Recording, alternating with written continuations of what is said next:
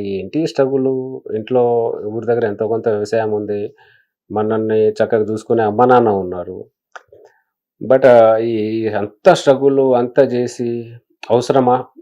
చాలా సార్లు అనుకునేవాడిని. బట్ ఏంటంటే ఇండస్ట్రీకొచ్చి ఇన్ని సంవత్సరాలు ఇప్పుడు ఇండస్ట్రీలో ఊర్లో అందరికి తెలిసింది. మీ అబ్బాయి సినిమాలో మా అబ్బాయి సినిమాలో వెళ్ళాడు. ఆ ఊరు నుంచి ఈ అబ్బాయి మా అబ్బాయి కూడా సినిమాలో ఉన్నాడు అని అందరికి తెలిసింది. ఇన్ని రోజులు తెలిసిన తర్వాత మళ్ళీ బ్యాక్ ఊరికెళ్ళామనుకో సార్, కరెక్ట్. ఊరి వాళ్ళు ఎక్కిరిస్తారు. ఏంట్రా వచ్చావు సినిమాలు గినిమాలు అన్నావు ఏదో అన్నావు, మనకి ఎందుకు ఇస్తారా అవకాశాలు అక్కడ, మనల్ని రానిస్తారు అక్కడ 100 కామెంట్లు ఉంటాయి. ఆ టార్చర్ భరించడం కంటే ఈ టార్చరే బెటర్.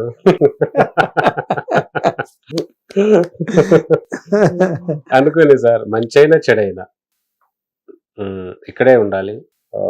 ఇంకోటి ఏంటంటే సార్ ఆల్రెడీ ఇంతకు చెప్పాను, ఆ, నా నా ఫ్రెండ్ వేణు కానీ ధనరాజు ఉమ్, రమేష్ వీళ్ళంతా మేము friend circle sir. Dhanraj Venu same batch మేము. నాకంటే ముందే ఆర్టిస్టులు అయిపోయారు ధనరాజు వేణు. ఉమ్, సరే ఆర్టిస్ట్ అయిపోయారు, ఎక్కడ చూసినా నేను ఆడిషన్ ఇచ్చినా బాడీ లాంగ్వేజ్ బాగుంటుంది, మంచి పర్ఫార్మర్, మీరు బాగా చేస్తున్నారండి అనేవారు సార్. ఓకేలే కొద్దిగా హ్యాపీ, కొంత కొంత విషయం అయితే ఉందన్నమాట అని హ్యాపీకి వెళ్ళాను. నాకంటే ముందు ఆర్టిస్ట్ అయిపోయారు.